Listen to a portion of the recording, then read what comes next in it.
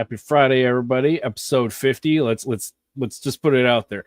Episode 50 of two FMA-Nerds talking about stuff. So, as you all know, I'm your rubber clucking host here, Coach Kurt, way up here in Homer, Alaska. But like today, I have an awesome show today planned. I have three phenomenal guests. They are the leaders of Juego Todo USA, bringing professional stick fighting out of the Philippines into the West. I have Bunalsa Engkanto. I have Ferdinand Munsayac and Lex Crisostomo. So I'm going to bring you on one-on-one and we'll get this started. So let's get this going. Ferdy, how's it going, brother? Hi, bro. Good morning. Good morning from the Philippines. Nice. Let's get Lex on here too. Here we go. What's up, Lex? Hey, what's going on? Hey. So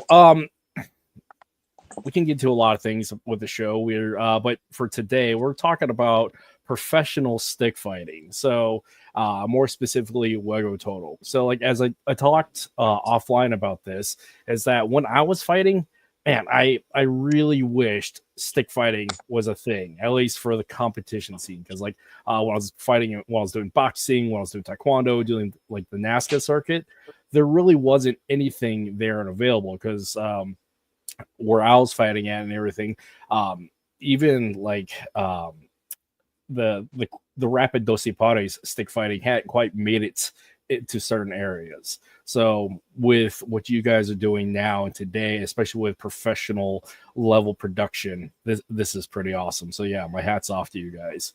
But anyways, let's whoever wants to take the floor first, could we give a bit of a biographical of who you guys are, what you do, and what brings you here today? Let's start with Lex. Me? Okay. My name is Lex Crisostomo. I've been doing FMA for since I was 7. My background is in healthcare and law enforcement. I've been practicing, training, competing for a long time. I've been under the tutelage of Wesley Crisostomo, my father, and Walter Crisostomo. I grew up in FMA my entire life. They've pushed me to try other things, but no matter what, it just kept bringing me back because I kept finding overlap. I mean, you can only move so much in various ways, and the flow of FMA really stuck. And further down the line, after competing and seeing people like the Dog Brothers doing something where, yeah, they've been doing a lot of no holds barred kind of fighting.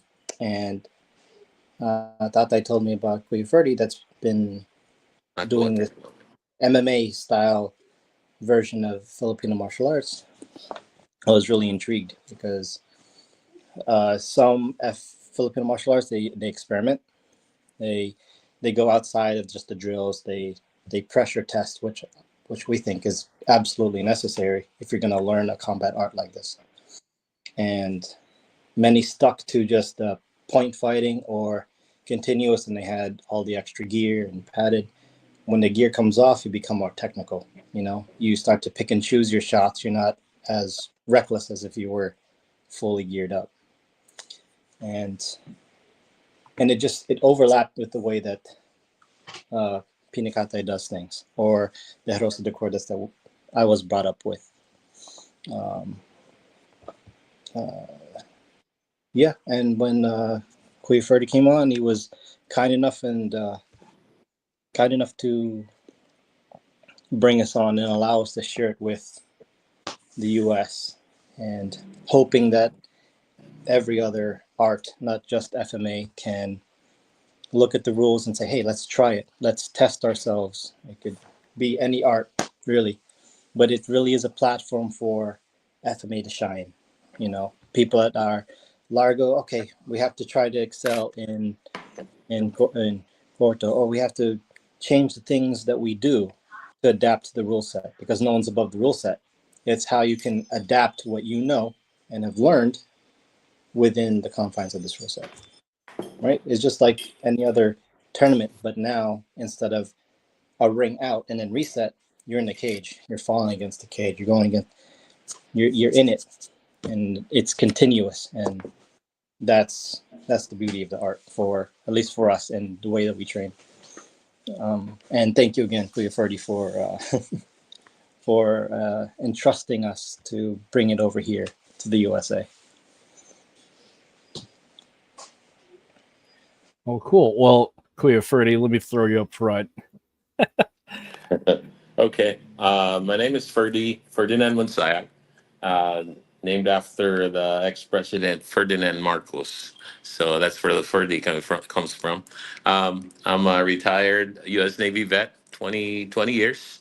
I came in right before the Persian Gulf War, so I've seen some action over there, and did 20 years. And I knew it right from the very beginning that after the retirement, I will come back home because I knew I still had a lot in me that because I'm really into charity work and helping people out. But one of the first things that I love is also martial arts. So I've been a practitioner uh, during my teenage years.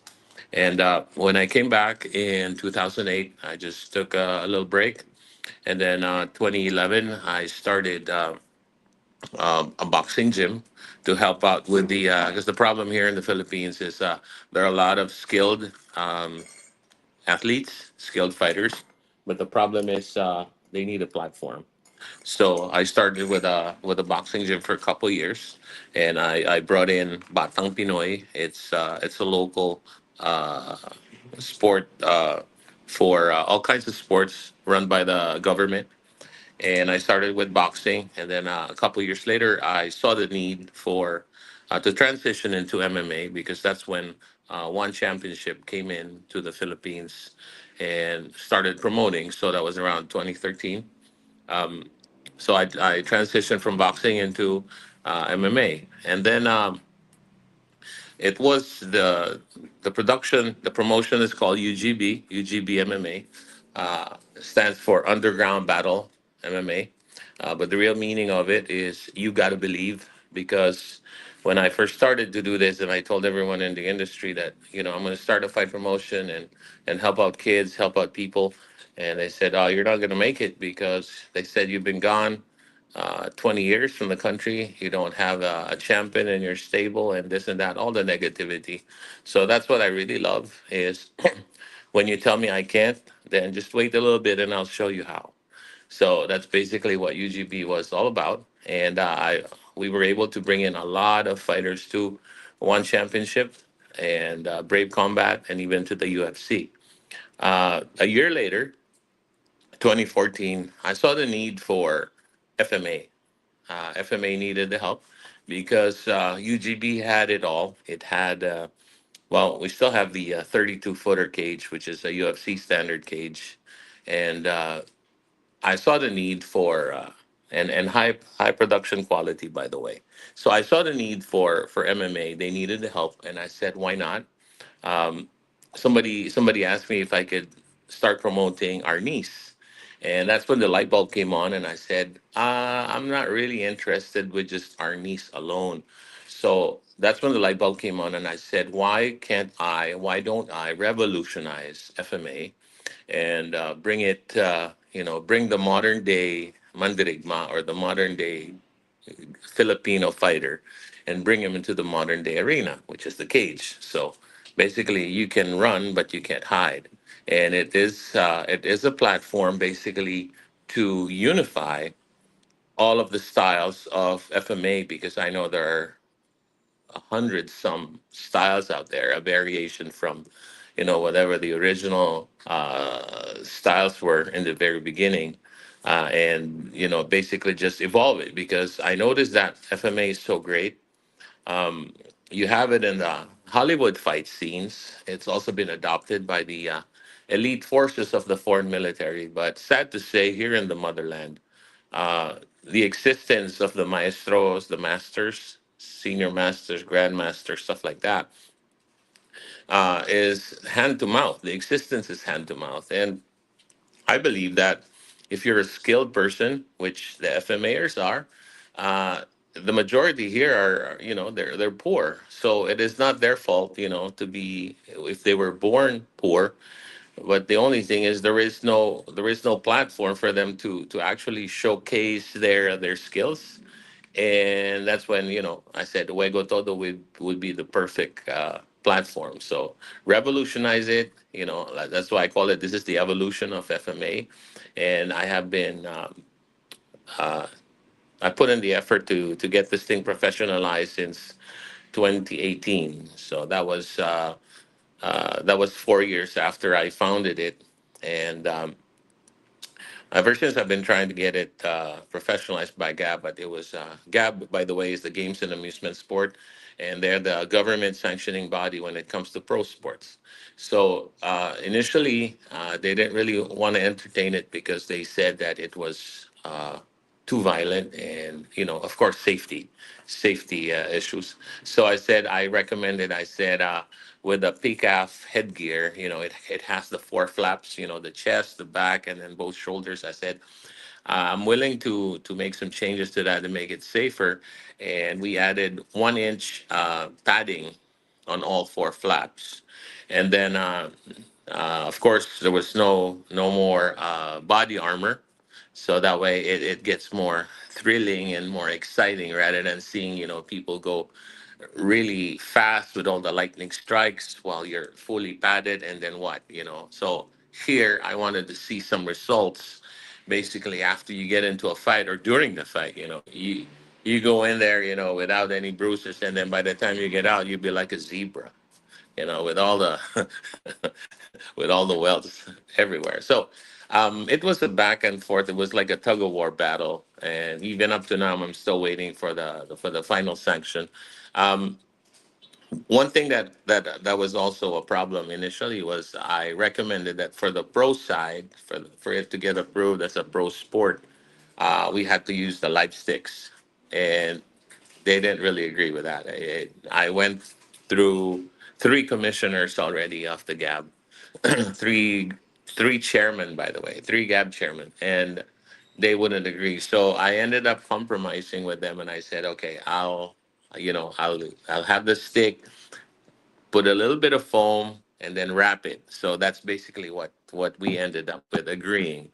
So we agreed with that, but still up to now, I'm still waiting on the final sanction. But the first chairman who endorsed this, Chairman Mitra, unfortunately, we got stuck with the Duterte Marcos transition. But his recommendation was really, really nice. His recommendation was it is going to promote sports tourism, patriotism, and nationalism. So it was really, really nice. But like I said, it got stuck in between, and then we had two more new chairmen, and basically that's what we're waiting on. So fast forward, basically what Juego Todo is it's a new league. It's basically a league, not a sport. The league is aimed to unify all of the FMA styles because, uh, like I said, FMA is so great, but then unfortunately it didn't really prosper. There are a few reasons why. We can get into that later on, but just for the quick bio, that's where I'm at. Um, I've been promoting fights since 2011, and then I started the journey with MMA in 2013, FMA in 2014, and with all of those, we're about like 130 plus fights already that we have done so far. And with the advocacy in English is beating up poverty, but in Tagalog, I call this is the promotion ng mahirap na may pangarap. So basically, this we are in the sport of beating people up, beating each other up. So that's how I came up with the advocacy. So even up to now, we're still very active with it. And then hopefully with this new thing about Juego Todo, then hopefully it would open up a lot more eyes and a lot more minds, to get away from the crab mentality, and for the first time come up with a unified effort to where, like I said, you want to talk about our very own sport. It's just like when you hear the word Taekwondo, first thing that comes up to your mind, Korea. You hear the word Muay Thai, Thailand. So here, you hear the word Juego Todo, Matic, Philippines. So there you have it, guys. That's awesome. So, a couple of things to unpack there. Let me fix my camera here. A couple of things to unpack there. So, what the barrier to entry and the resistance to get a Filipino fighting league by other Filipinos, by the government and whatnot. I mean, yeah, nothing more speaks about the problems of the crab mentality. Yeah, the crab mentality. Are we lagging a little bit? Yeah, it's all good. It's good. Okay, so nothing speaks higher. Nothing speaks more about the crab mentality, about putting down something that would be beneficial for the culture and unique to the culture. However, with the success of that, I mean, that's a fighter's underdogs. That's the underdog. I mean, that is the core. I mean, that's Rocky. That's any fighting movie that we grew up with. That is it, the underdog. And not to tout our own people, we've been underdogs for centuries. So why not own something that is our own and move forward and be successful? So yeah, Juego Todo is a perfect example of how to do that. I talk often about this podcast as part of my research for my degree, is that I talk about cultural bearing institutions, things that help keep the culture alive, revitalize it, how make it uniquely ours and new. And yeah, combat sports that's unique to our indigenous fighting methodologies and our culture.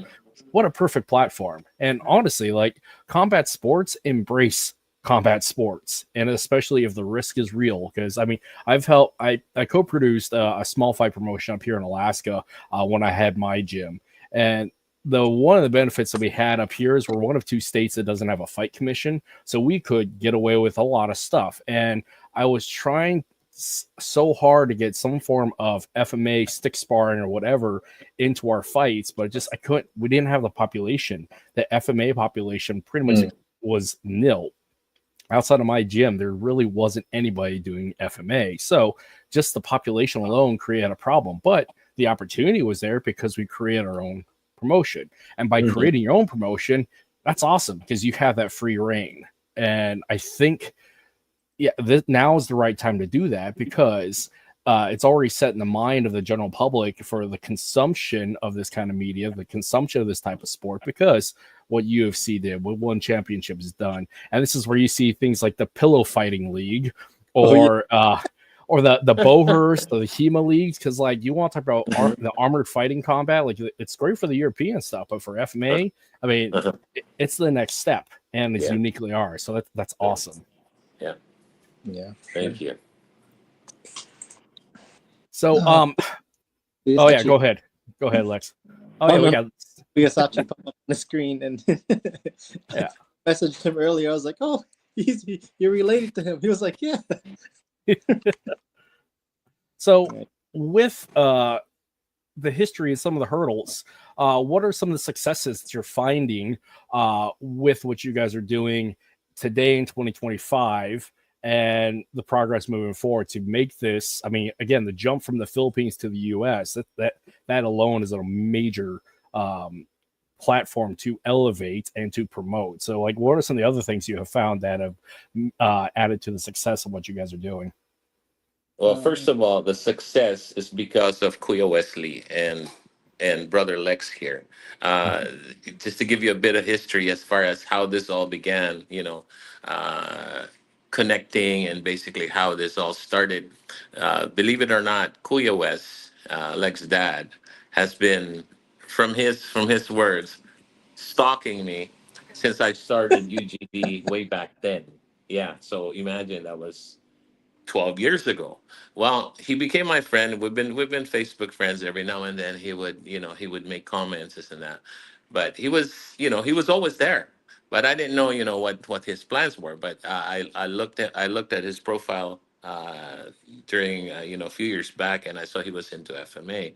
And then earlier this year, um, he reached out and asked if I could or would allow them to actually promote FM Juego Todo in the US. And I said, hey, by all means, this and that. And I said, I'll be happy to if this thing would happen, because we're trying to propagate FMA and get it to the level where we want it to be. Because another the biggest thing for the kickstart of FMA is that Filipinos are known about, they're into the colonial mentality. So as soon as the locals here heard that, hey, there is FMA, there is Juego Todo in the US. So it's it just clicked in like that for the rest of them, and then they started joining in. And when I first started with Juego Todo way back, I couldn't even get FMAers to join. So I didn't have much of a choice but to bring in MMA fighters. And I just got to do what I got to do. And back in 2014, I said, uh, what I want to happen, is I'm always about working on a project long term. So I said I wanted Juego Todo to have one grand championship, and the grand championship, which is going to be annual, will have. This is to entice the FMAers to join. I said they will have a house and lot as a prize, a brand new motorcycle, uh, about $1,000 for a small sari store. It's a business package, 20,000 cash, and the inaugural belt. So that was 2014. 2019, 5 years later, I was able to deliver it, and it's one of the major achievements of the league.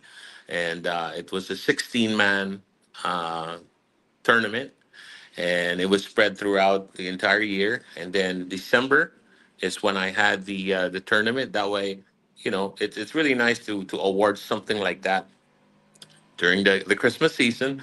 So that way, the winner was really happy because it was winner take all. So back to with what Pinakatay Arnis is doing, the father and son tandem.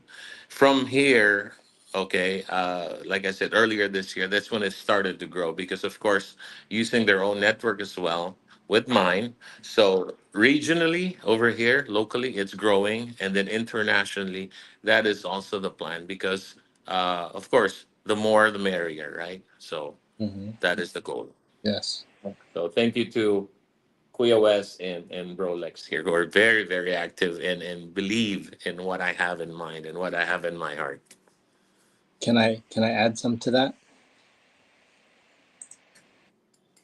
You Okay. got center stage. Go for it, man. Awesome. Okay, so uh,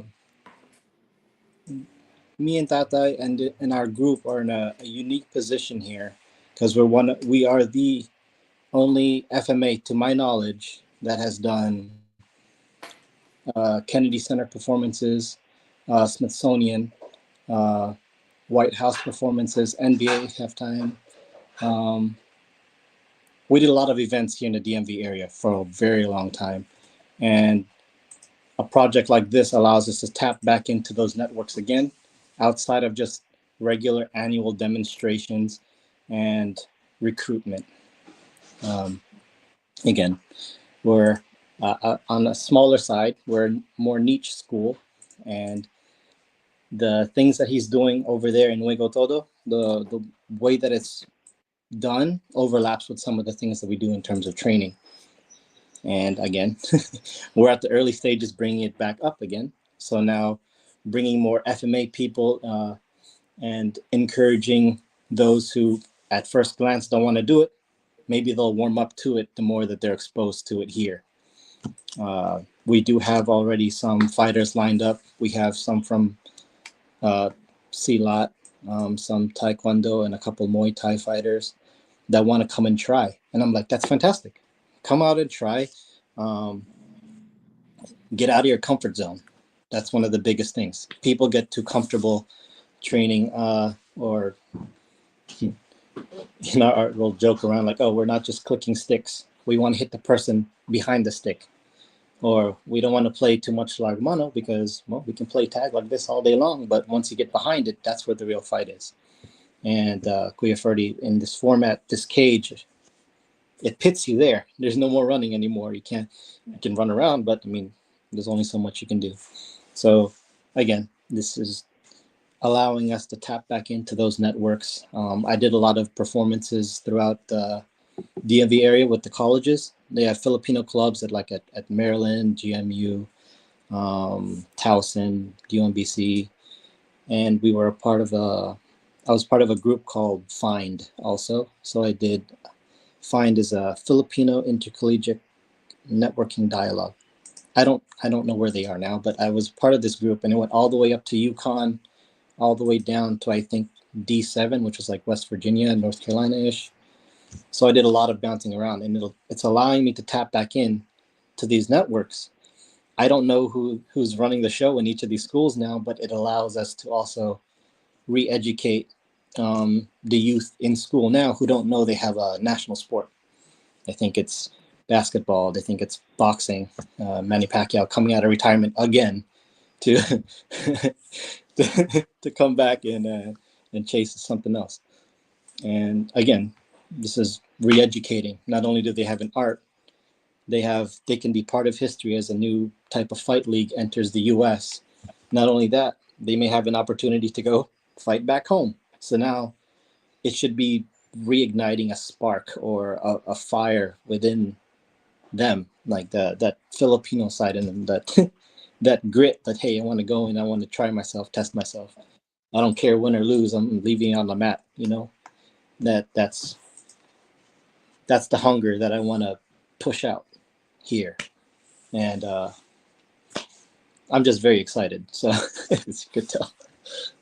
That's awesome. So like a constant thing I bring up in this show, because again, this is the show, and FMA is more than just the fighting aspect. I mean, it is the means of which we defend our liberty and have in the past from colonialization, invasion, social change. But a big part of that also is cultural revitalization. So like the paradox that we run into as a formerly colonized people trying to deal with today and the identity today of all the multiple hats that we deal with is this balance between preservation of culture, living in the present day, and then creating something beautiful, unique, and new, and that's elevated and enlightened. And I want to talk about like cultural bearing institutions like combat sports, and I mean using FMA as a vehicle for that, for both revitalizing the indigenous culture while paying respect to like the reality of we've been colonized, but we also deal with like what's new and what's awesome, what's uniquely ours.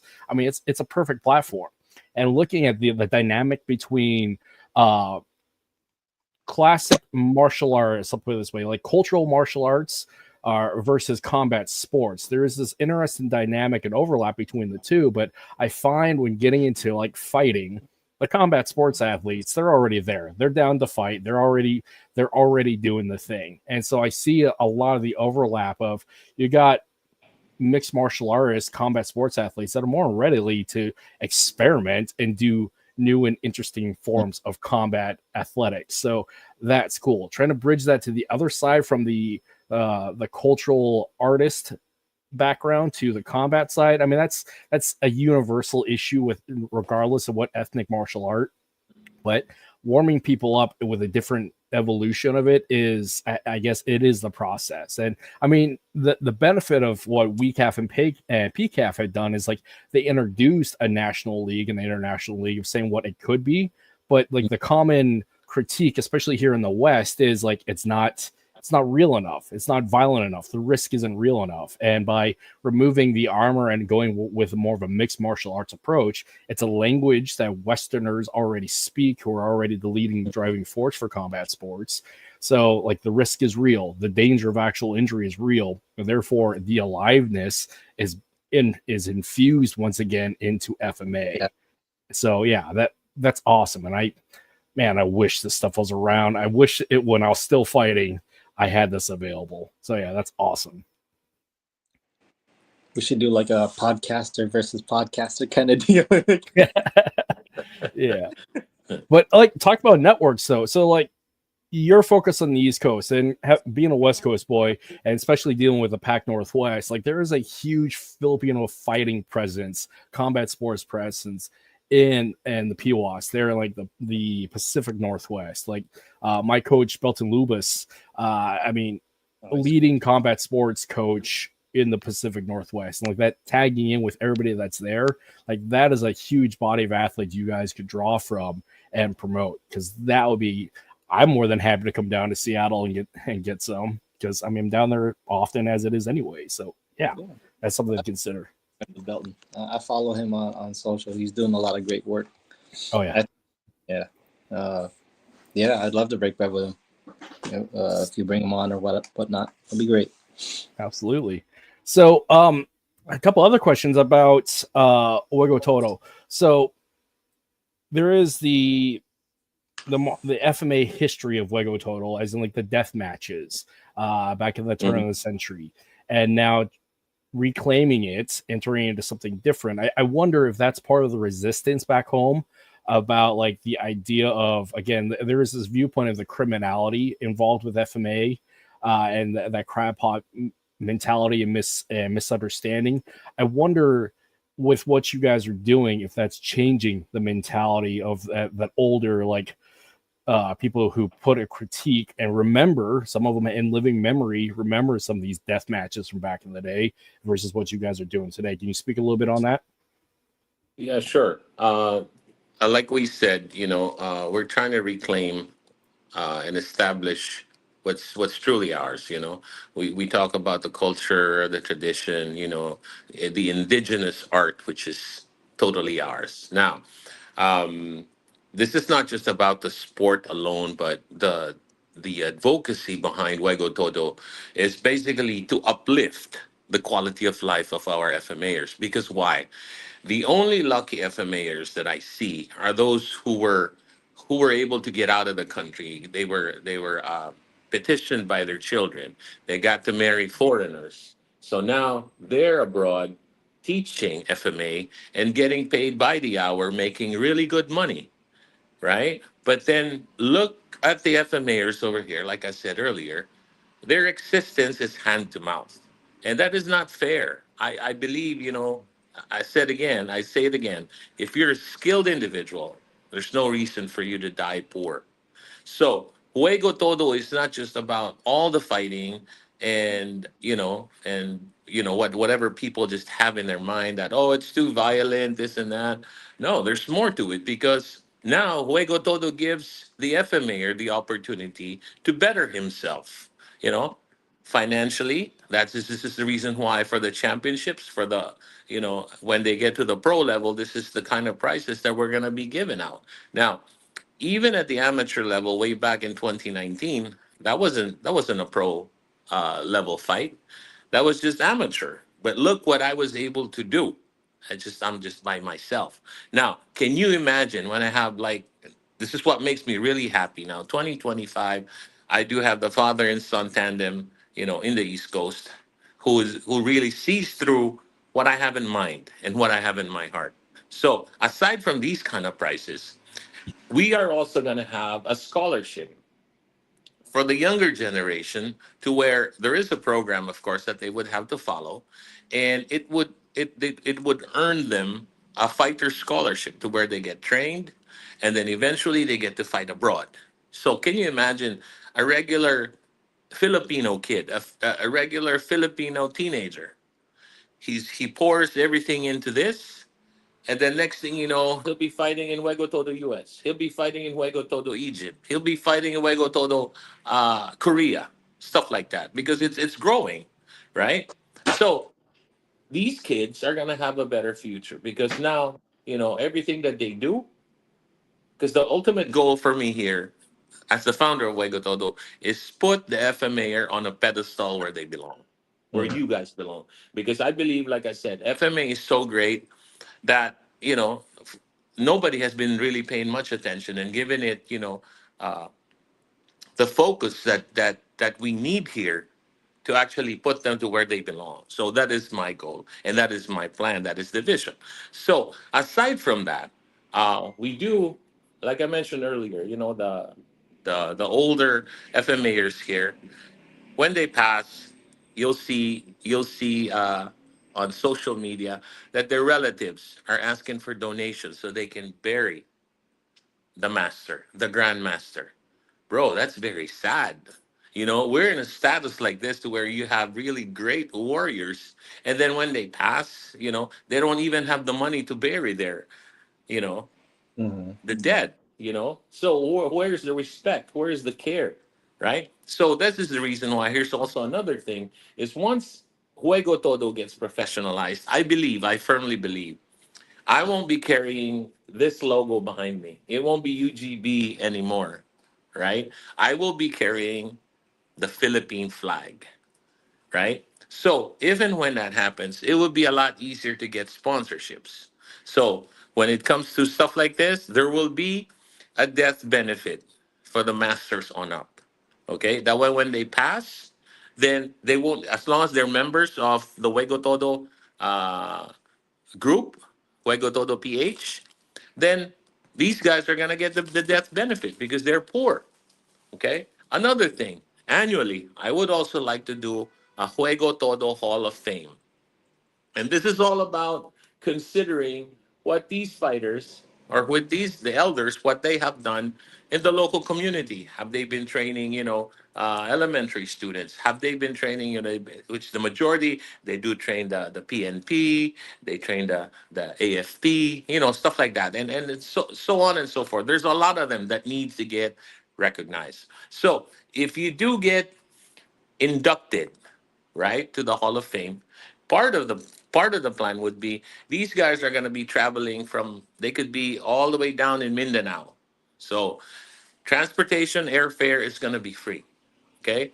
I'll get a big prestigious hotel here in Manila to sponsor the event, right? Because this is honoring our cultural gems, our natural treasures.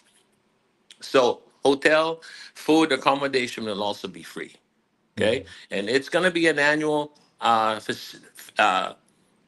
festive event to give honor to these people, right? So you get inducted to the Hall of Fame, you will also get 100,000 pesos at least for starters. And who says we cannot add on to that later on? It would be easy once we have the Philippine government backing us up. So, and for the long haul, that is the plan. But I don't really see it taking it that much longer because, with the growth right now locally, and then with the growth here for the international, I know we're going to get it because I was able to do this on my own since 2014. And then now I have the growth with, the first group is, of course, Juego Todo USA Council, and then more. So can you just imagine where this thing is headed? And I was also I already did a fighter boot camp way back in 2019 as well. I'm gonna do another one, and this one will be focused more on FMA, on Juego Todo, with high production, quality. And then this thing is gonna reach the goal here is for it to be sold to Netflix as well. So give honor and respect to our roots. So there you have it. That is awesome. So a couple of things in there to unpack. So as a fighter dealing with hood rat shit, I mean, growing up American poor, I mean, there's a significant difference between American poor and poor back in the Philippines. Correct. That is a thing that the poorest American is still doing better than anywhere else in the world. That's something because true. one, that's the social programs that we have available. But the story and the narrative that we hear all the time, that is a common story in our overall cultural lexicon, is utilizing sports to get out of the hood and the trailer park. That is something that's very uniquely understood in America. So translating that back to the Philippines for Westerners to understand that, yeah, this is absolutely a perfect platform to do so. Because one, you're again getting them out of the barrio and getting them out of the village to give them an opportunity to better themselves. Why not celebrate that? Because that's a language combat sports athletes already know. That is something that is so ingrained in our culture here in the US that I am very aware of. So the support of that, I can see that happening, especially with revitalization of the Phil-Am or the Phil diaspora outside of the motherland, where they understand, like, let's raise up the culture, and we can do this with sports and the scholarship. The thing that I would I wonder is what sort of private public partnerships do you have with the Philippine government and NGOs or nonprofit organizations? Because I don't know how that works back in the Philippines. I know somewhat of how nonprofits work here in the US because I've been part of them, but I wonder if that can actually help fill up some of the gap of the funding and some of that infrastructure. You're absolutely right, bro. But the first step to that would be as soon as we go professional and it becomes the first pro hybrid FMA league in Philippine history. I say that a lot because next month, by June 12th, the Philippine Republic will be 126 years old. And up to now, we don't even have one to our name that is a professional sport. So we are going to make history here. So the biggest and the easiest step is once we get professionalized, then we can have all of these um, big businesses to sponsor what we do because now all of a sudden they're all gonna ride the bandwagon. Oh, this is sariling atin. This is our very own. So next thing you know, here they are supporting this. But I don't really mind because that's really the goal. So if and when that happens, then we will be helping out a lot of people, a lot of athletes, right? But then, so as of the moment, I am doing it the hard way, which is talking to friends, talking to businesses, talking to LGUs. And right now, I believe Cebu will be the very first province that could help us out with this because, there are a lot of Visayans, a lot of Cebuano martial artists, FMAers, I mean. So we are gonna be doing a press con in Cebu, hopefully late June or early July. And Cebu City and Bogo City have expressed the interest to actually launch something there, with their support. So uh, I I could easily do that, and that is the goal. And actually, there will be more because once they see it, and with today's social media, the internet, this is going to spread like wildfire. And then Kuya West and Lex are gonna be doing their own thing. August 9th, they have their first event in the US as well. So this is gonna be like wildfire, bro. I could already see it happening very, very soon. The hardest That's part is like just like anything else, when you start something up, that's the hardest part. You know? totally understandable. So, one thing before I jump over to Lex. So, a couple of opportunities that I see with Cebu, because I'm going to be in Cebu in November for GM Bobby Tabuato's Balintawak World Camp. And actually, as I understand, like this is a gathering of all the remaining OGs at Balintawak are going to be there. So, I mean, I wonder if Nice. there's a partnership you guys can do with that. And I also know the PTK East Asian Conference is also going to be taking place in early November.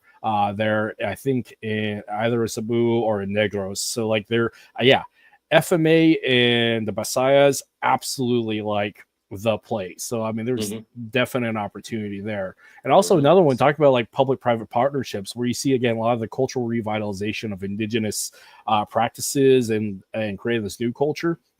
What I find is it's in the music scene where you have the rise of flip hop. With you got people like Talilo Marfil, Ruby Ibarra, Moro Beats. Like this is something that I wonder if you guys could tap in with them as well to like have an have like the music preference or presence to help like network, and on top of all that like have performances there, and on top of all like Talilo himself does a lot of fundraising with the nonprofit that he runs and organizes, especially dealing with at-risk youth and in poverty and helping with that community as it is anyway. So like he's a good resource to tap into and just following that path.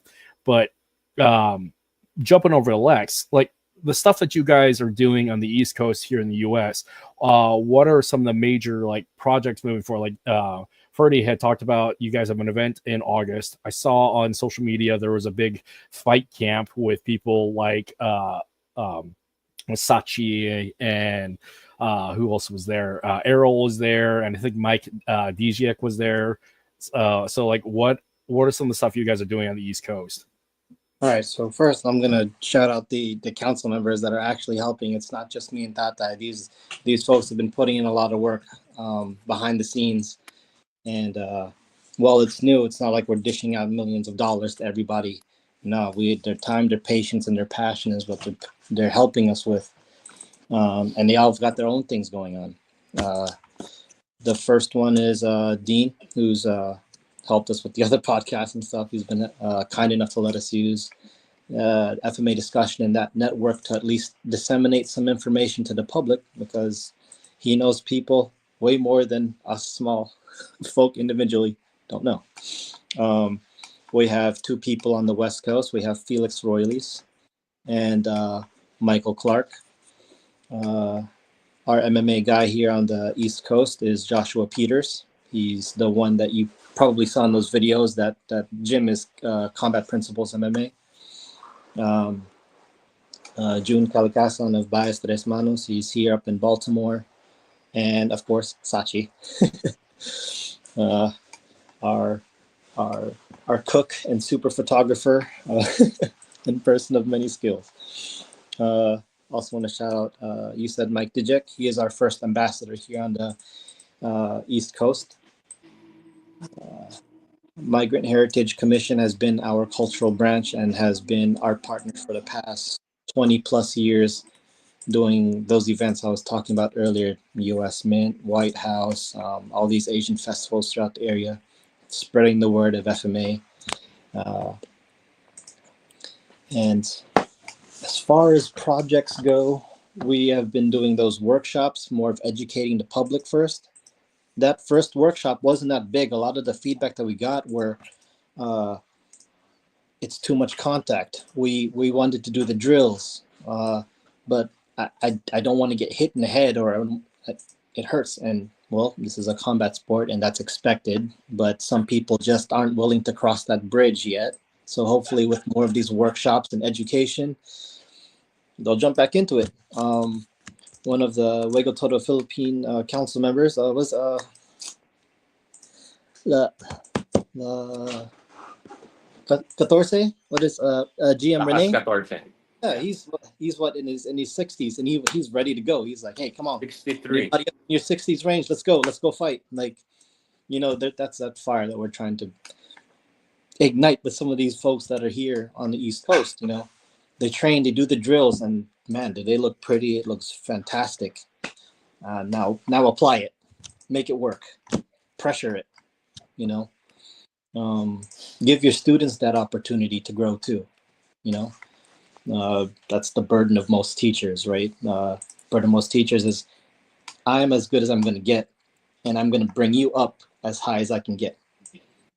My challenge is I'm going to use me bringing you up to challenge myself in my own weaknesses. So we're uplifting each other inevitably, right? So for us, we're trying to, as we're moving forward, hold more workshops and kind of follow some of the models that Kuya Ferdi has already put in place. Hey, we might want a USA fight camp. Let's get one representative from all the major systems here in the US. Let's put them together. Let's try it out. There's different avenues we can try to explore to give people that platform that you're speaking of, right? We have the resources here, and the more that we can establish this, the more we can send back, the more we can help back home. That exchange rate is already a big thing. So the more this explodes, like I said, the more we can help them. And we already know Kuya Ferdi's plan is to help uplift and commemorate those that have already passed. So with the resources that we can all gather together as a collective here in the US, what we can do for our mother country is it's a lot. We could do a lot. Yeah.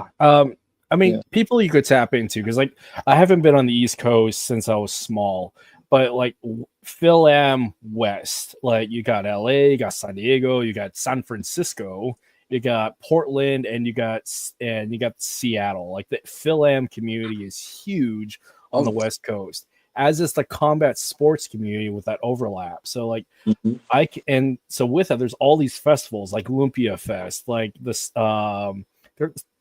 there are so many Phil Am festivals on the West Coast, and so much connection there with already some established large Filipino martial arts communities. I mean, I could see that definitely be places where you can tap into for one, networking, two, resource development, three, just exposure, and again, the revitalization and excitement. Because on top of all that, the Phil diaspora, I've used this term, I'm coining this for academia, the FIDM, it's a Filipino diaspora indigeno decolonization mindset movement. They're hungry for this as it is anyways. So why not? And yeah, what you guys are doing is amazing. On top of all that, with the doing a burial fundraiser and a fund like that, I mean, what better way to give back to our forefathers? And there's other leagues that do that anyways, so why not? And and also, like, chasing the big purse like that. Again, combat sports athletes know this because we chase the big purse. That's how we get paid, professionally being punching bags. So why not do that from the Filipino aspect with FMA? That makes total sense. So yeah, already speaking language that combat sports athletes know. So why not? Yeah, it's Yeah. very exciting. And I saw somewhere that you guys, so with the event in August, is that going to be a workshop or is that going to be an actual fight? Oh, it's okay. So it's going to be a showcase. Right now, because it's new, there's no clear commission as where we would fit under. So with that being said, we've invited some commissioners to not participate, to attend the event so they can see based on what already exists, do we fit under. And one of our council members also is good on the commission side, so he would know how to create our own here in the US if by any chance it gets rejected by the ones that are already existing here. So at least we're taking steps in both directions, just in case one fizzles out. The ball's already rolling in the other direction. As for the event, this is our 13th annual event. So we've been holding an East Coast gathering for the past 13 years, inviting FMAers from north, south, east, west to come in, showcase their stuff, giving them the floor and opportunity to expose the martial artists here on this side of the country to what other arts are out there. You get to learn a little bit more of something that's outside your comfort zone. You get to bring more questions to your table and see if you have answers for them. And you get to test what you have with people you don't know. So that's how that overlap is, like providing a format to give them a chance to try out their skills, see what they've learned, whether it's been 1 year, 1 month, 1 day to 20 years, and some things work for some people, some things don't work for others. Again, for the event, in the daytime between 12 and 4 will be instructionals. So the event page will have it listed out, but I'll say it. So the first person that's going to be coming up, it will be Mike Dijek. He's going to be teaching doble baston to takedowns. Right? I mean, he's very, very he flows very well. Next we'll have Jim Felix, solo baston to takedown. So people are now already off the bat, I'm going to learn a skill, and then I'm going to get them to the floor each time. Oh, okay, wow. So by the end of each instructor, I know how to put them on the ground, whether it's 2 or 1. Then the third person will be Joshua Peters. He'll be doing some Muay Thai and some BJJ. And now people are putting the pieces together. From doble, oh, can I punch? No, I'm going to treat this like blades. Okay, so if I treat it like blades, that means I can't hold the other side. Okay, solo baston. Oh, I can switch hands now. I can still punch, I can kick. Oh, now my stick, now my helmet is gone, my stick is gone. Can I still apply the same things I just learned to take down? So now piecing it all together, the people that attend are going to be immersed in what we're trying to show in the evening. Now they understand it. At least this is what we're trying to do, right? You participate in it, and then you get to see what it actually looks like in the evening. So between 12 and 4, you're learning. Between 5 and 9, now you have the showcase. for those who can't attend during the daytime, at least they can attend the showcase in the evening and still see how it plays out. We're going to have a couple of BJJ matches, a couple Muay Thai matches, so people can see, oh, they're punching, they're kicking, oh, they're grappling. Oh, but then where's the Eskrima? Where's the Arnis? Where's the Kali? Oh, okay. As soon as those matches are done, then the main showcase. Now they see Juego Todo. Oh, the double sticks. Oh, they take down. Oh yeah, they did the takedowns earlier. Oh, they did double sticks. Oh, he kicked them in the kicked them in the chest. You know. Oh, they're adding the kicking that they did earlier, and so people are connecting the dots throughout the day into the exhibition. And what's great about this is that we're infusing that cultural part. Our cultural arm, MHC, we've done Tinikling, Singkil, Pantango Sailao, Sasabanko, all these different dances. Now I can kind of inject them in there as intermissions. So people are seeing the cultural part about it. Oh, some arts do, oh, we do triangle steps. Oh, well, we don't do triangles. We do Tinikling. Oh, we're still moving the feet, right? We're still going in those motions, but we just don't say, oh, it's just a triangle. So there's other things within these cultural dances that it's like capoeira, right? They hide it within the motions, and some people just overlook it, or they don't pay attention to it, or it's not important to them. They just view it differently, which is fine. But now they're seeing the combat aspect and the cultural significance as to why it should be connected together. And so it's not just a show, it's an experience for everyone that's attending. Awesome. Well, it looks like your Tatai just jumped in, so I'm going to throw him up here as well. Let me fix this right here. He's in his car. How's it? Well, welcome to the conversation. We've been singing your praise, and it's a pleasure to meet your acquaintance here, sir. We've been talking about the efforts that all present have been doing to get Juego Todo up and going back in the Philippines and also here in the U.S. And what I'm understanding is you are absolutely paramount in making this happen. As Kuya Ferdi was saying, you stalking him for several years to make this happen. It's a fun and interesting little anecdote. So yes, welcome, sir. For my audience, since you guys are new to my podcast, could you introduce yourself and explain how you came about to bringing Juego Todo to the USA? Well, thank you, Mr. Kurt, for this opportunity, for having us here. And Ferdy, hope everything's all right with you there. Early morning, I guess. And Lex, you're in Maryland. I'm in Arizona.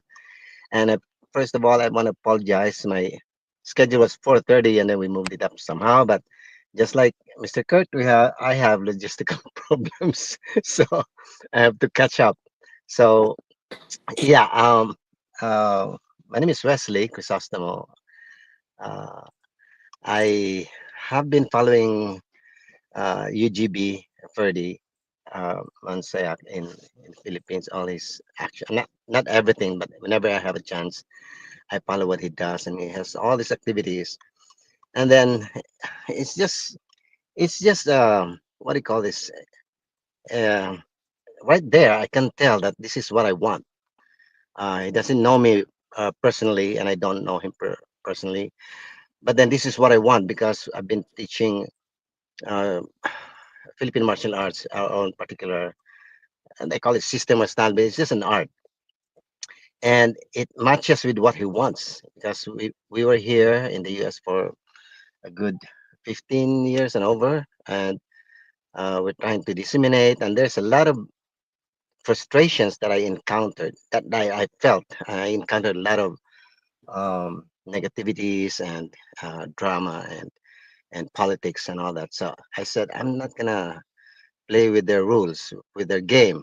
I just go on my own. So luckily, I have Lexi, who I beat up all the time to learn, and we're able to go into institutions that, as far as I know, and everybody knows, we're the only ones representing the Philippines in those big, I would say, venues. There's Smithsonian, the Kennedy Center, and everywhere else. and we are associated with the Migrant Heritage Foundation. And since I saw what he was doing, which is exactly what I want and what Lex and we've been training until now, there's a grown man. I just thought I'd reach out and say, hello, Kuya Purdy. I'm older than him, by the way. Si Kuya Purdy, um, what's this thing with you? Do you want me to support you or somehow? I don't know how the conversation went word for word, but we just clicked like, yeah, Kuya, this is, and then history. That's it. And I said, well, bring it over here, DS. I see what I can do. I don't have much, but I'm about to retire, and I will probably have more time now.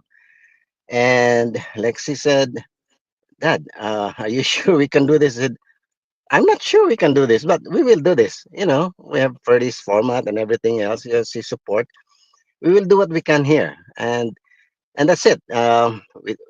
We took the format over here, and now we are gaining grounds. It's spreading like fire, and we're ready for anything that comes our way. And again, with everything that we do here, we always refer to Kuya Ferdi. I could calling you Kuya to Ferdi, for approval and blessing. So that's how we took Juego Todo into the US. We turned Juego Todo USA because there's Juego Todo Philippines. It's a format that brings everybody, whatever your style, whatever your drama, whatever your politics is, excuse me, brings everybody in one arena, and it's there where they show what they really know because there are claims, there are real good people that don't have the chance to show their skills, even here in America.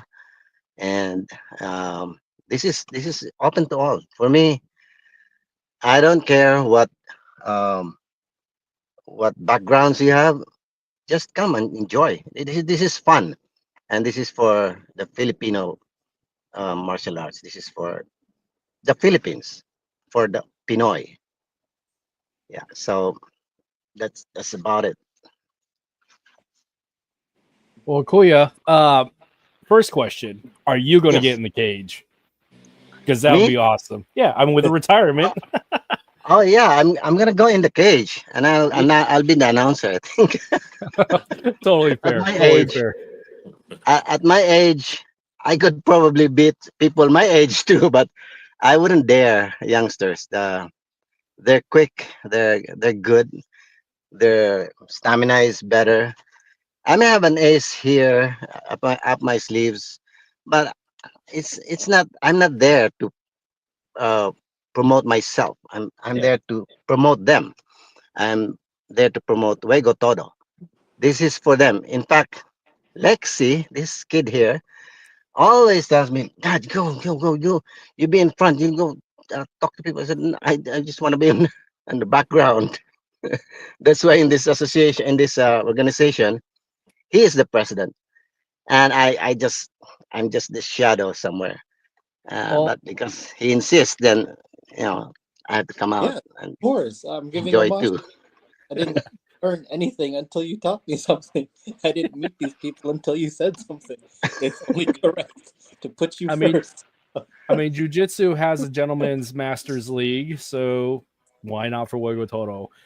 Just doing a couple of just a quick Google search. So Alabama, Alaska, of course, Delaware, Minnesota, South Dakota, and Wyoming don't have a state athletic commission. So I wonder if those would be places where you guys could set up shop and have like the Wild West as it is to showcase the stuff. So you don't have the hurdles necessarily as like New York or California or Arizona have or Nevada has for professional sports, because having fought in a lot of those places, it's a hurdle. I mean, up here in Alaska, we could do whatever we want. Scary in some cases because there is no blood panel, but I mean, there's an opportunity. We've been talking about that with Lexi, but at this stage, This is in an infant stage, Mhm. and we want to make sure our first event in August 9, by the way, is gonna be successful enough to start to others, start uh, first West Coast, and um, as you said, different states that don't have those restrictions. But at this point, we focus on one area, one event, and then we'll go from there. It's in the planning, but it's too far from where we are right now. Unless Kuya Ferdy would want to say something about that, maybe he has connections with the I don't know military or whatever. I don't know. We shall see, Kuya. Well, I'll look into it. Yes, please. Yeah, we're here. You're there. You can always. We have technology right now. Yes, that's right. That's right. Yeah, that's it, Mr. Kurt. I know I was late. I know whatever they said, I'm all for it. Whatever it Awesome. is. Well, I'm glad you were able to jump in. It's a pleasure to meet your acquaintance. I hopefully will be able to touch hands and break some bread with you, sir. Oh, sure. And thank you and hats off for like the leadership that you've shown and taking the initiative of bringing professional Filipino martial arts to the U.S. as to the level it's been. Because I mean, there's been some forerunners out there like Dog Brothers, which is very niche, Yeah. WACAF and PCAF, which is also very niche. But like having a mixed martial arts approach within the format of FMA, yeah, having somebody take the leadership of that and taking the initiative, my hat's off to you, sir. Oh well, thank you, thank you. It's a big challenge, really. Right now, I have no idea where it's gonna lead to, but we're gonna push through and through. That's That that's all I can say. innovators got to break some glass. So innovators, yes, sir. Right. But be creative somehow in these times and age. Like we say in UGB, we innovate, we don't imitate. Right, right. Yeah, There we go. yeah, that's nice. Very nice. Yeah. Oh, what else? We need to get more sponsors, I guess, from your podcast. I'm hoping people will hear us and uh, join us in this effort to, put Philippine martial arts up there. And I think sponsors are the big, what do you call this, support, Hmm. and not only in one area, but um, I don't know, California would be the next. Uh, That's what he said. we are eyeing California, West Coast after we finish the East Coast. There's a lot of planning, a lot of ideas coming in, and we're all filtering them in, finding out what's the best to move forward. I cannot think of for everything. I need inputs. I need opinions, and that's how I thrive. I don't dictate. I gather information, and then everybody. That's why we have a council in the Juego Todo USA, as does Juego Todo Philippines. We have a council to guide us through, and it's only with their help and their minds that we can create something uh, easier. I would put it that way. I wonder, talk about some of these partnerships of various other leagues. So back in the 2000s, I fought in the NASCA League, that's North American Sport Karate Association. And I was one of the only people doing FMA as a demonstrative, doing like the open forums, but there was no FMAs and the stick fighting sparring aspect. But I wonder if that's an opportunity to partner up with them and having at least a showcasing league or brackets to have that available. Because I mean, 20 years later, I mean, FMA has exploded on the scene, and there's a lot of athletes out there that, and especially in the sport karate scene, who know what FMA is, and so having something to look forward to as an established fighting league or established tournament league, if that would be something that you guys could approach and possibly partner up Of, with. yeah, of course. If you give us the information, I wouldn't be Mhm. shy now to. Maybe I'll be forced by Lexi again to talk to them or Yeah. face them, or maybe fly over and talk to them in person. That would be the best. Yeah, if you can give us the information, contact numbers and people to talk to, then we're all open for it. And it would be part of history that you will be introducing us to them, because Yeah. obviously you have networks that we are not aware of. We don't know people that you know. That would be a big help. Yes, sir.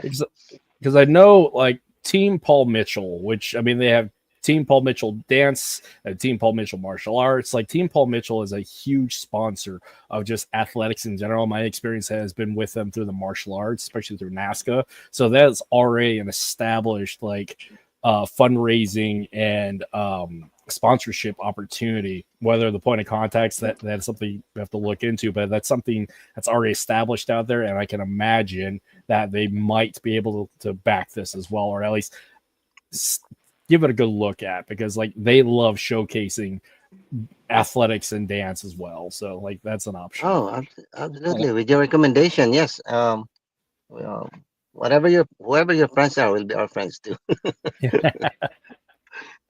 Yeah, we'll look into that. Cool. any resources you can send our way that you think that might help us Yeah. collectively, that's fantastic. Thank you so much. Yeah. More than happy to help. So, with that, like, what are some of the other things that you guys want to bring? Actually, let's go back a little bit. With Juego Todo as a competitive combat sports league, what is some of the rules and format as to how you guys approach each round? What's the breakdown of each round and in its totality? I'll have Kuya Ferdy explain that in totality. Okay. He's more into that. He's the one who created the format, and yeah, he'll be able to explain it fully. Okay. All right. So first round, basically, this is uh, the time frame here is pretty much just like MMA. So for the adults, it's 3 rounds, 3 minutes each. Okay, and basically for the first round, it's going to be doble baston, and but with the doble baston, it is treated as those sticks are treated as blades. Okay, so you cannot grab onto one end and try to choke the other guy, but you're gonna get hurt because it's a blade, right? So, but then with that, you do have knee strikes, kicks, takedowns, and what do you call that? Sweeps. Now, on the on the second round, it goes solo baston, so it transitions from 2 sticks now to 1 stick. That 1 stick, it frees up one hand, so that hand can use elbows, punches, again knees, kicks, sweeps, and takedowns. For round two, the stick is used as a stick. So you can switch hands with the stick, okay? And you can use it to choke. You can do a stick choke. You can do a standing submission. But then, like I said, you also have the takedowns and you have the sweeps, okay? Whenever a fighter gets taken down, uh, if there's no choke that is applied while he was taken down, then the referee would stop it. It's just like Muay Thai. There's a takedown, referee would stop it and then get you up again. Now, on the third round, doble baston to solo baston now, it's mano y mano. Headgear comes off. The headgear comes off. Okay, no more weapons, and it's 3 minutes off. The panuntukan, sikaran, yaoyan, dumog bono, PTK, whatever. Whatever styles that you can use. And here, even BJJ is accepted as part of the submission. So for the first 2 rounds, because you're only going to be wearing a headgear, there is no body armor. Okay, for the first 2 rounds, there will be no head strikes. So you cannot kick, you cannot punch in the head. Somebody tried to do that before, and they got, they broke their fist. Because the headgear that we use are grilled. Okay, all right. So that is for your competition without the non-title matches. Now, if we go with the title matches, it goes 5 rounds, 5 minutes each. The first 2 rounds would be doble baston. Rounds 3 and 4 would be solo baston, and on the third round you go mano a mano on the fifth round. For the females, though, it goes here. We try to modify it for the females. The female will wear the headgear and a breastplate. They will always wear the breastplate again for safety reasons. It's okay. And then the stick that we're going to be using will be the ones that were initially approved by the GAB. By the way, the color of the stick would distinguish whether it's an amateur bout or a professional bout. The professional bout will have the black headgear and the black sticks and the black breastplate. The amateur, just like over here, you'll have the blue and the red headgears, and then the blue and the red breastplate, and then with the gloves as well, blue and the red. For the pro, like I said, it's all black with the tribal design. It's something very new. It's something really neat looking, and with the Juego Todo logo on the chest. Yeah, and all of these are going to be available through Juego Todo PH. So for the females, back to the females, it's 3 minutes, 2 rounds. No, sorry, 2 minutes, 3 rounds. It's always 3 rounds, but the time is shorter just because they're for the females, right? So it transitions doble baston, solo baston, and then mano y mano. And it's basically the same thing for the children, for the minor 17 on and below. The the only thing that's going to be added on for the kids, they're going to be wearing the arm guard and the leg guard. That's what's added to it. And then on the third round for the mano y mano, there will be no head strikes. There will be no ground and pound because, like I said, kids. So later on, as this sport gets accepted and welcomed properly here in the Philippines, then it would be a lot easier just to change or add on, to modify the rules later on a little bit. Because as of now, they're scared over here. They're scared that it might be too brutal, it might be too violent. So that's the reason why even with the sticks, I had to give in with what they were asking to wear. Okay, even at the pro, it's a thicker stick, but it has just a little bit of foam, and it is also wrapped in black. So that's what we have as of the moment. That makes a lot of sense because one of my critiques of combats. Actually, no, let me back that up. So your guys' format reminds me of K1 back in the day, where it had different rounds did different things. So that format works, and it's already in the mindset and lexicon of people in combat sports. And honestly, why not? Because it showcases the different levels of skill in its totality. So that's cool as a exhibition, and then leading as a professional league. Yeah, that's awesome. I think that'll be really it's really fun to watch, as it is anyways. And two, like it like I said, it shows the different skills and capability unique of different styles. Because again, different styles use different tools, but universality of it is the human frame and the principles and combat rule sets. Now, one of the major critiques that I've had from a Westerner's perspective about Filipino martial arts elevating and making that more of a approachable to reach the status of like a uniform, universally accepted kind of thing is one, it's been stuck in a certain level of it's a niche cultural art that's exotic and very emphasized on the very traditional viewpoint of it. And two, it's very niche for profession of arms. Like, as you stated before, the military, law enforcement, and paramilitary use it. I mean, I taught it while I was in the Army. Like, it's very niche and specific to warfare. But the hybrid in between tradition or culture and combat is combat sports in peacetime. And so one of the major critiques that I've noticed, and just from parents coming into my own gym, is this using FMA as a combat sports league. It's the weapons that are so like standoffish, and I look at the average soccer mom or dad, it's like there's that mentality is again too brutal. But it's like you'll stick your kids in boxing, you'll stick your kids in Muay Thai, you'll stick your kids in football, but having a safe competitive league is definitely the place where FMA can make the next step. And it has been, again, my major point of what separates FMA from overall acceptance across the board outside of these two niche zones is the lack of a competitive unified sports league, which I mean that would do a lot of work for making FMA more approachable, like I said before. Sorry, I'm rambling a little bit here. Yeah, very true. Yeah. I'm excited.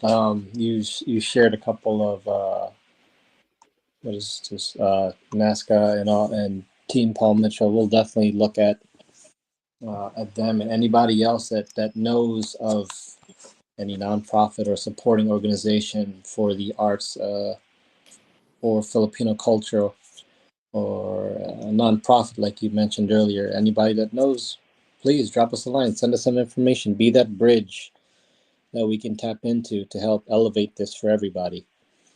Again, history, right? Whether it explodes up, it's dependent on how well we can disseminate it and share it to the world. I mean, it's not just the U.S. It's already where is it? Where else, Kuya Ferdy? It's another. It's Yeah, seeds are you have Egypt, yeah. India, Italy, Korea, yeah, China, yeah. So it's all about developing each and every one of them and make sure that everything is standard as far as how we do things. And next thing you know, it's going to be the world. So big plans. If like I always say, if you don't dream big enough, then where people laugh at you, then that dream ain't worth it. So I always believe in that. That's how UGB started, and I'm gonna do the same thing to Juego Todo. We're gonna do it now. So now I have more help. I mean, it's a carryover from, I mean, tying back into being a veteran, like take the initiative there, Sergeant, take the initiative there, Chief. Yeah. So yeah, why not? Because I mean, the great phrases that from our culture starting with, fuck it, why not? Let's go. So yeah, I am in full support, and whatever I can do to help, I'm more than happy to do so. Thank you, bro. Yeah. Oh, before I forget, I just wanted to add for Juego Todo, we are not allowed for the first 2 rounds. We are not allowed to use the butt end of the stick. So the sungkit is not allowed. You know, the puño, like they call it, is also not allowed. So of course that shit's deadly. So yeah, there's none of that. There's none of that. And then of course the norm, you can't hit the back of the head. No hitting in the groin area. None of the orifices. Stuff like that. So no 12-6, no behind the Yes. ears, standard Yes. MMA. Check. That makes sense. Basically, yes. Yep. Well, again, having a format that's uniformed like that, that's approachable and well produced, that makes a lot of sense. And again, for a consumer, and especially somebody who wants to come in and watch a fight, as you know, you've been to smokers where it's clearly this is really seedy, and then you see things like the UFC and the One Championship, and where I find that the success is, again, have a great card, but the production value is a major part of that success, and uniformity is definitely on that. Is a foundational principle for that kind of success. So the fact you guys have a standard format that's repeatable, explainable, I believe that this will be really well received. So I just also want to add one more thing. You know how I mentioned earlier that we're gonna have annually we're gonna have a grand championship, right? With all of these big prices. To add on to that, there is going to be a lower level kind of championship, and I call it Hari ng Latayan. Basically, latay is the welts that you're gonna get out of this match, Yeah, right? yeah. So Hari ng Latayan is going to be a lower level one, but this one has the last. It's 10 man, last man standing concept. Okay, to where on this fight it's only going to be for 3 rounds, but all doble baston. No MMA side on it. It's all doble baston.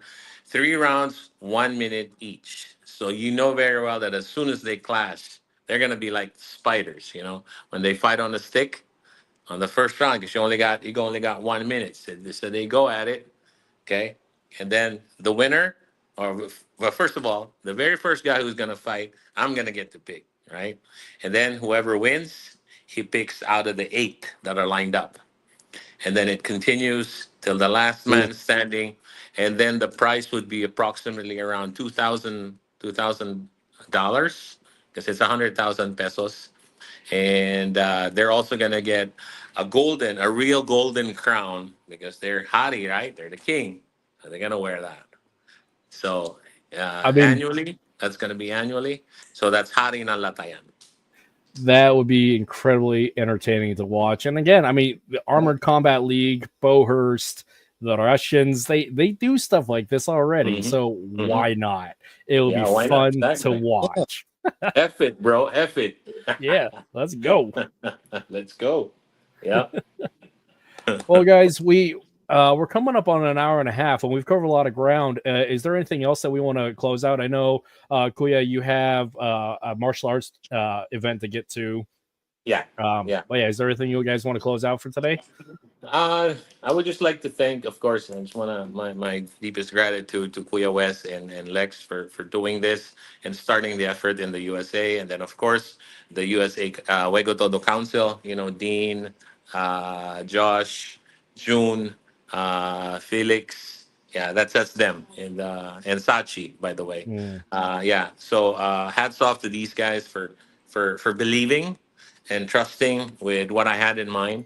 And I just want to put it out there that for those who are not even members of the Juego Todo group yet, I would just want them to think that this is not for us, but this is for the next generation to come. Where all of these efforts that we're doing right now, you know, this is for them.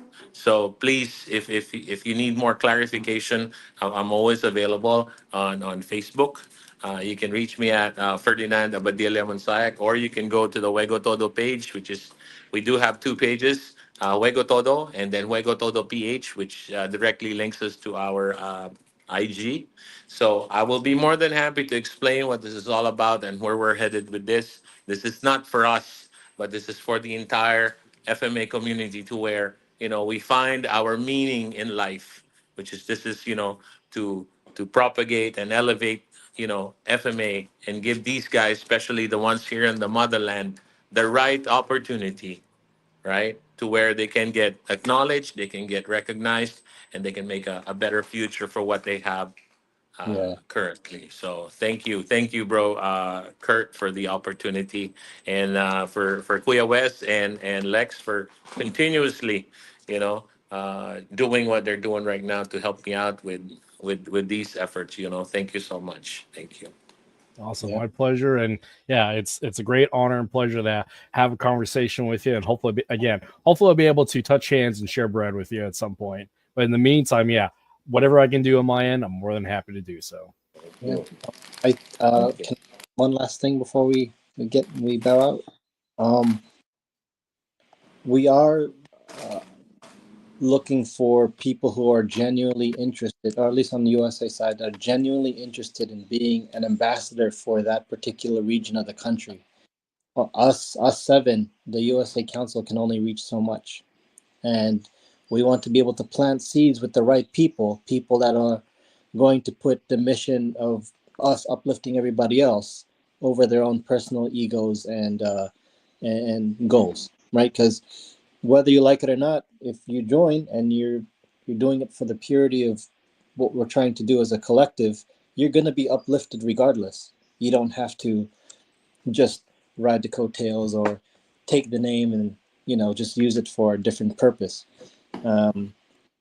We want to make sure that the people that join in are genuinely going to do what the mission is: uplift, promote, preserve, promote, propagate FMA in a sports setting that everyone can enjoy.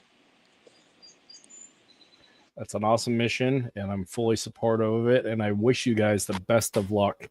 And like I said, if there's anything aside that I can do practically, you guys are always welcome on the podcast. And I would love to see where you guys are moving forward. And I'm happy to stream stuff. I'm happy just to see this because again, this is exciting, and man, I wish this was around when I was fighting. So yeah, let's go. Yeah, gonna go play with the right people in the right places, and people with strong voices here. We can do a lot of good, for sure. Mhm. Thank you Cool. so much. Well, Yeah. yeah, no worries. Well, I'm going to drop everybody down. I'm going to say our goodbyes and my outro. If you guys want to hang out in the lobby for a couple of seconds, we can do our AAR afterwards. And yeah, just hang out for a moment. Cool. Do it. All right. Thank you guys. 1 sec. Let me drop it down.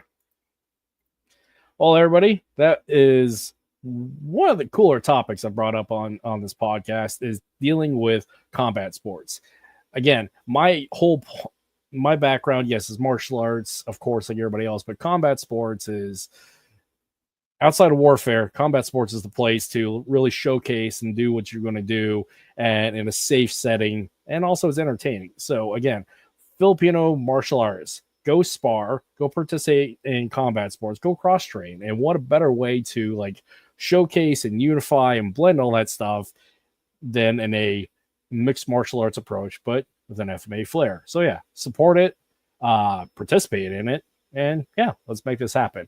A couple of other things on the way out. Here's our flyer. There is the code right there to look it up, leading to their Facebook page and websites. Here is an event flyer for what's going on here in August, and all in the show notes. I will have their social media links and everything else. But in the meantime, everybody have a wonderful Friday, and we'll catch you on the next episode. I'm gonna hit some buttons and hold on. I should know how to end my own show. Anyways, bye, people.